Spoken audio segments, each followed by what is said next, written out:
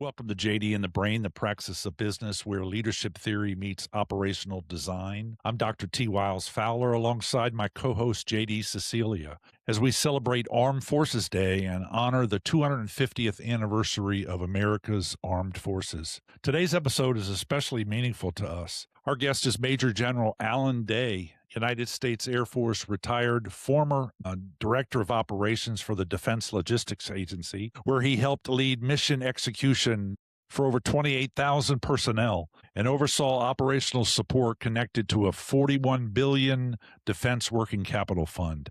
Today he serves as the Vice President of Business Development and Strategy for Salesforce Global Public Sector, helping organizations navigate digital transformation and operational modernization. He brings an extraordinary background in logistics, sustainment, organizational leadership, and global operations, but also a grounded perspective shaped by growing up on a Wisconsin dairy farm where he learned the values of hard work, resilience, teamwork, and alignment around common goals. Today, we're going to discuss leadership, mission execution, operational transformation, and why it takes the second leadership mode, the educator mode, in the leads continuum to sustain performance in complex organizations. Teams need rationale for direction in the world of VUCA, V-U-C-A. Look it up.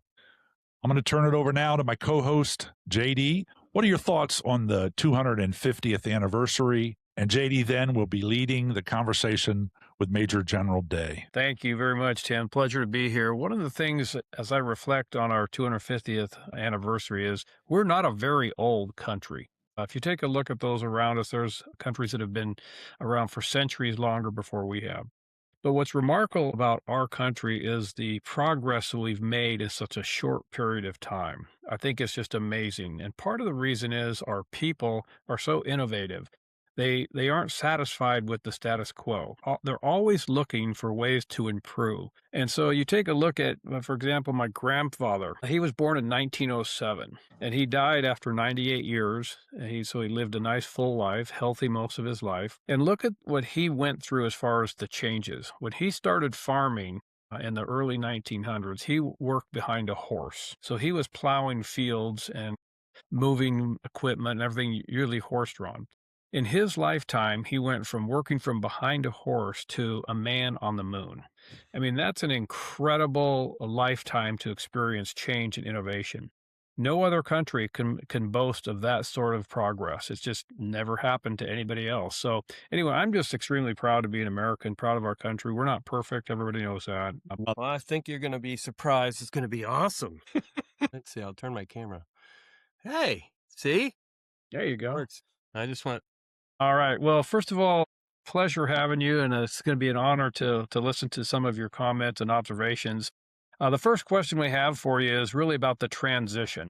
You went from managing a $41 billion fund and 28,000 people in the military into Salesforce. How did the educator mode help translate your military logistics experience and leadership into software as a service environment? So you are trying to get away from what they call malicious compliance, where people just follow orders, even if they know it's going to turn out poorly.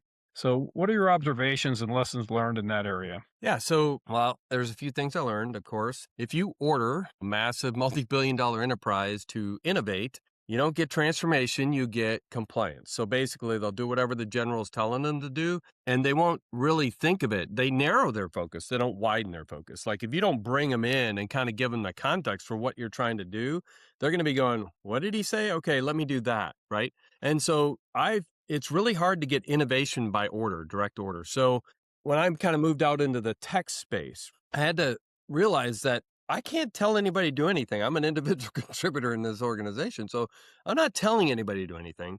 So I found that I had to listen, right? I felt like that in the military too, but I mean, I feel like I have to listen, and I don't tell them how to do things. I literally listen well and try to show some empathy for that, whatever they're doing in the mission. I support the public sector, specifically Department of War, but the broader public sector as well, and multinational. And so what I try to do is kind of listen to their mission and go, okay, this is what they're dealing with. This is what they're trying to get done. And then I look to find ways that I can bring other examples together. Like I'm listening for commercial examples where this company that I work for is an 83,000 person organization that operates throughout the world, right? So it's like there's stuff going on in Australia and India and Europe and South America and Central America. There's some really cool things going. And sometimes you go, man, that F1 example, like Formula One, we're doing some really cool things. And you go, well, how does that apply to the military? Well, it actually can. Like, it's very cool to see how that happens across. So what I'm looking for, though, when I put it in the military context, I'm looking for things like how can I improve awareness, situational awareness? How can I compress decision cycles? Right? Because we want to do that in the industry too. And then how do you reduce the cognitive load? How do you get somebody to not have to sort through thousands of pages or dozens of emails and, hey, the guy that was really smart on this just left. I'm taking his place. I don't actually know. How do I reduce that cognitive load? And how do I get to action faster? Right. So that's kind of how I'm thinking. And so the educator mode, like how that works, right, is you really want to illuminate the friction. There's a great book I'll highlight that really transformed my thinking. I talk about it in almost every customer relationship that I have and teams, teammates in the team. It's called the Friction Project. And the byline on it is the smart leaders make the right things easier to do and the wrong things harder to do. And I think about what I'm trying to do. It's like in the military, what was I trying to do? Like, I don't want people to do things the wrong way because I've made the right way too hard. And I obviously think of from an IT place. If my legacy IT is so hard to use, I have an example from a captain downrange. The system, the ERP that he was using, was really hard to use. They pulled the data out and they had to do a equipment turnover, kind, count, and condition, like to have accountability from the outgoing unit to the incoming unit. And they had how many trucks do I have? What is their condition? How many whatever's pieces of equipment? So they had to do that, and they pull it out, put it in a spreadsheet, and they do the turnover in a spreadsheet. Because the bottom line is spreadsheets always work, it seems like. Well, guess what? If that ERP, because it aggregates up to a senior leader, and all of the data is in a spreadsheet that's not connected to that, does that senior leader now have a good insight into what's going on downrange with his equipment? Is it in good condition? How does he know? He or she is basing it on the information in the ERP. Well, that information's been pulled out because it's too hard to use. And so I try to educate where there's friction and how we can bring that friction out. And I find the biggest source of friction right now is we make humans the glue. So I literally this past week, I was speaking at a conference and we were talking about some of the challenges. One of them was like a senior Department of War, I won't name him, but a senior Department of War person was saying, the biggest challenge is technology is available to do the things we need to do a lot faster, but we don't have the ability to leverage it because of the legacy systems that we have. And so sometimes what we ask our people to do is go into their email systems and sort it, figure it out. Like just go in there and stitch it together, use the duct tape, bring it together. That's weeks, right? You put a request out in TMT or whatever, and you get your answer in weeks. My thinking is, how do we get rid of that friction? How do we get rid of that manual process? Because if we leverage, you said malicious compliance, if we push down a guidance without context, we cause people to do the minimum possible to get that answer up. It's like, don't answer extra. Just answer what you need to. And let's get back to the mission. So you get this malicious compliance thing because you haven't given them the context or the why. So some of that educator mode is bringing that why from like my level or whatever level, the strategic level, operational level, down to the tactical level and going, this is why I need the information. This is why I'm trying to get this together. And then I would argue there's giving them the tools too and serving them in that way. JD, let me interject here. So that was very profound, Allan, where you said that the leader mode restricts thinking when I'm looking for broadening the thinking. I'd never really looked at it that way. That was a great Well, if way to you're look at it. downward directing things and you're forcing, like you're commanding, be more innovative. I'm going to narrow my focus into what does he mean by interface? If I did that, I wouldn't be broadening their thinking. This is kind of like a fight or flight. I'm activating different kind of things in their brain as opposed to, broadening their purview. Like, let's prosper together. Let's have a growth mindset. We can do this better if we all get together. I'm saying innovate. Like I'm putting my finger in your chest, say, you go innovate. I'm commanding it. that narrows your focus into how can I meet his intent very quickly and get him off my back kind of thing. Does that make sense? Yeah. And I wanted to follow on to your answer. You mentioned the term data a number of times. So my question, kind of a follow on to that, is how are you using the modern data analytics to explain the why and empower the employee to get the better answer than just the minimum requirement? Yeah, that's a great question. I think let's go back to malicious compliance because that is the why piece, right? Hmm. It's if we don't translate why, we just direct. That's kind of like the leader said this, I got to do it. Malicious compliance is really that comes about because we haven't delivered the why. We don't give them the context. We don't give them the insight. And malicious compliance lives there. It's really I think it's the silent killer of military readiness. We do the minimum required versus what we should. We look at the thing that the TO told us to see, but we don't look around and see the corrosion that's right around the nut that I'm turning, to put the whatever thing on, right? So, I mean, as an aircraft maintainer, I'll use aircraft maintenance examples, but I mean, there are things that we go, I'm just doing this, right? And it's not necessarily malicious, it's just compliance. It's very focused. But we need to teach our folks, like, why do we do maintenance? What is the purpose of this? It's to make sure we have safe aircraft, to give the pilots, in this case, unless they're unmanned, it doesn't matter, to accomplish the mission. We have to have safe aircraft to do that.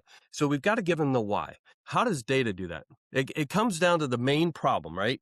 I think, and I'm going to go a little broad here, I believe we went from an industrial age mindset, which is top down. Like I hoard the information at the top level and I say, I'm not telling you everything. I'm just going to tell you what you need to know and I determine what you need to know, right? So we went from industrial age to an information age, and we're kind of at the tail end of the information age. And the information age is I need a dashboard for everything. I need to be able to see what's going on, but I'm still going to direct action and I'm going to make sure my people execute, but I'm going to see it.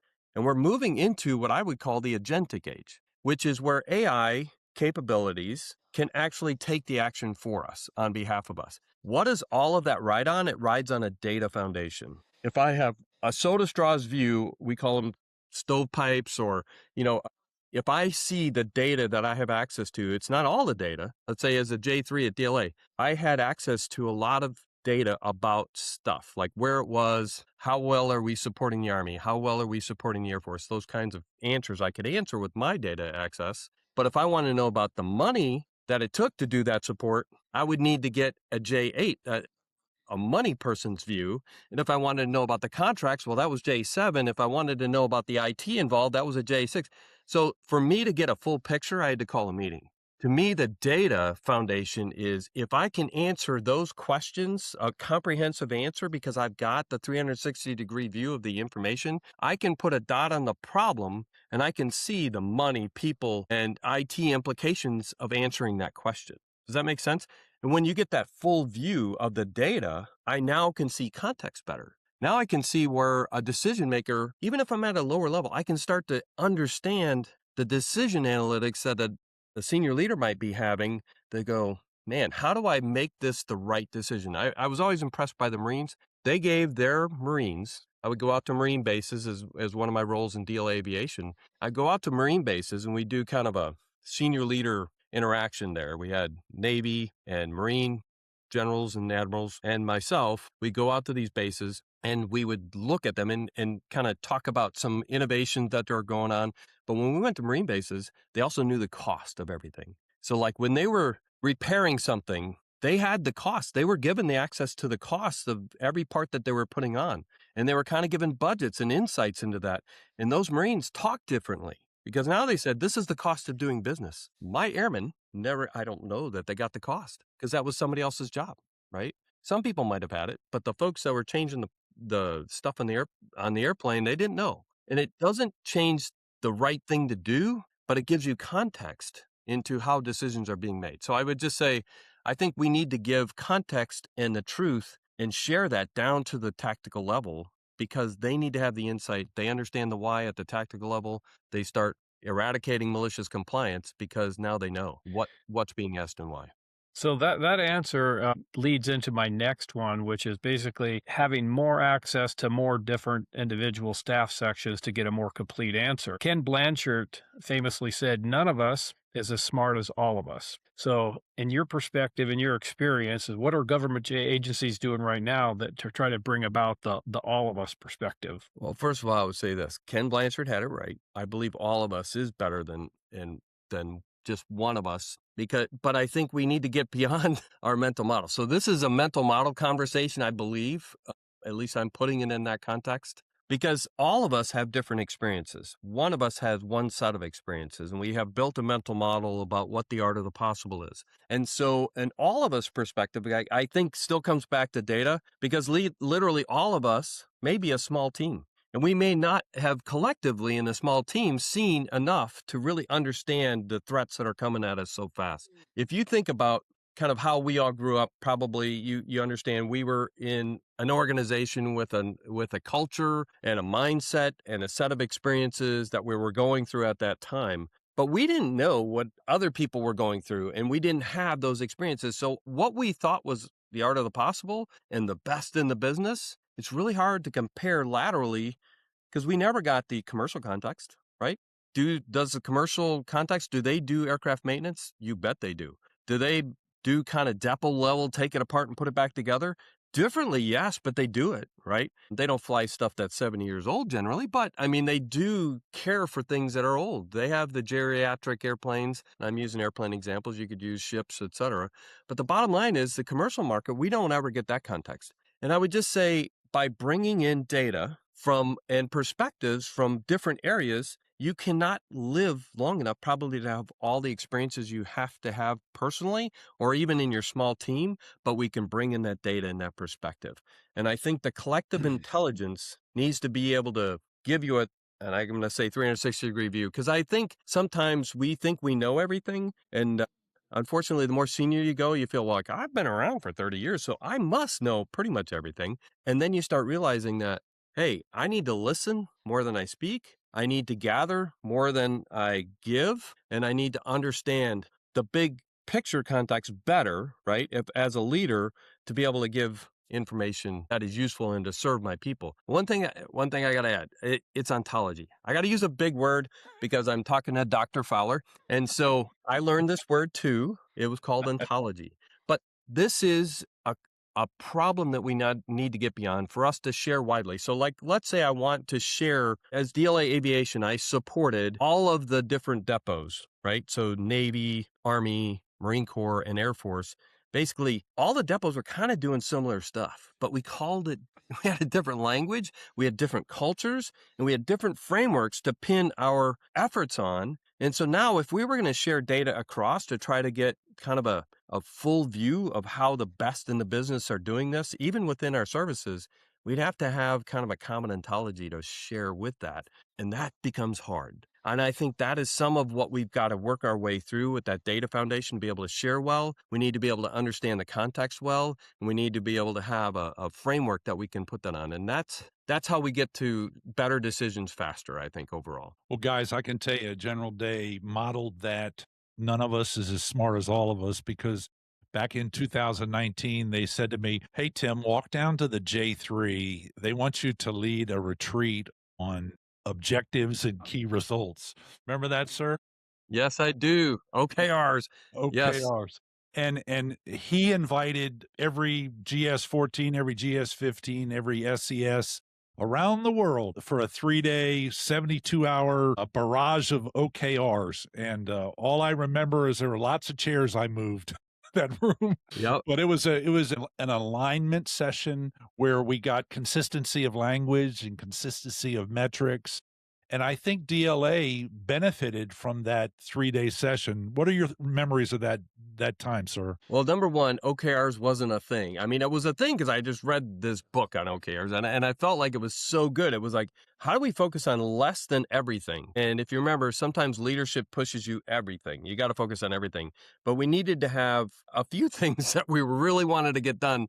And you start to realize you are only in any position for 2 years, I mean, so what do you want to get done? And so that was kind of the pressure that I was under as a leader to understand how do we do this in such a way as we actually get something accomplished. We don't just touch everything. We got to make sure some things are moving forward. And that was just a really good construct that I'd read a book on it and I said, man, that is something we need to bring in. But it was new. So I remember it being new. I remember it being like, okay, it's a whole new language, new ontology, new way to think, but we needed to have a way to do that. I remember you helping us lead that, but I do think it was I think your words are right. It was alignment, right? We were trying to get alignment around director's intent or commander's intent, however you want. It's like, what's important to us as a team? Yeah, there's other things that you're going to have to deal with, but what's the most important things? How are we going to measure that? What are those key results we're really driving to? And making sure we all had alignment on it. Because I remember I'm pretty sure we used the everybody pulling on the rope in the same direction. It was like that mindset of, hey, if we're all pulling in different directions, we're not going to win this. We will never get anywhere. And I feel like that was kind of key to that whole conversation, is making sure we were aligned. Yeah, at the clinic, we say it this way: what matters most? So we have 4 pillars: organizational alignment, pulling the rope the same way, getting all the ducks in order. Our second pillar is visual management, so displaying what matters most. Third is problem solving. What are you doing when things aren't working as they should? And then fourth, what standards are you putting in place to carry on continuous improvement in the future? So they're doing OKRs.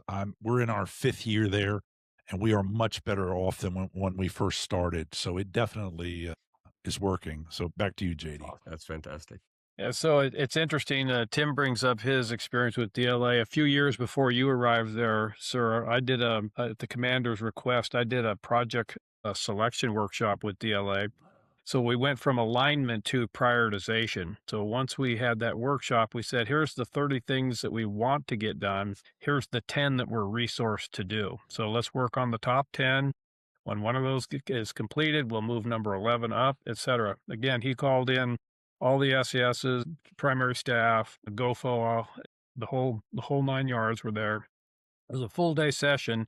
It was very enlightening. It was one of those kind of things where, we just don't have the resources to do everything, as you mentioned earlier. So the alignment and project selection, which is prioritization, really worked well. So going to a little bit of a translation here, you went from in the J3, when you were issuing the different directives and running different projects, one of the things you really wanted to make sure of is that every airman understood your intent, the commander's intent, which is extremely important, which one of the things that set our military apart from the rest of the world, essentially, of how our folks know the commander's intent down to the lowest level. When you transitioned into the public sector and the introduction of AI, how are you making sure that commander's intent, the idea of the senior level leadership's end state being translated all the way down to the worker level? Yeah, I tell you, JD, I think this is the defining technology challenge of the next decade. I really do. I told you, we're moving the old way of thinking to information age, so we had kind of the top down mindset. Then it was like information power. So we got to aggregate that.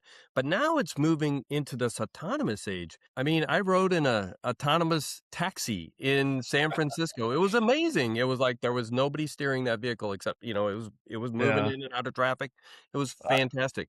There's a I don't lot of think I craziness. don't think I'm brave enough to do that yet, but I'll Oh, you take gotta your do it. You gotta do it. I had to do it. I mean, I was out there for a conference, for the company, and I go, "I'm going to use this technology." Plus, the company's Waymo, and my brother worked for Waymo for a number of years, and I was like, "Wow, it can't be that crazy." And it was very This is cool. executive producer Annie Bennett. Please tune in next week for the rest of this episode.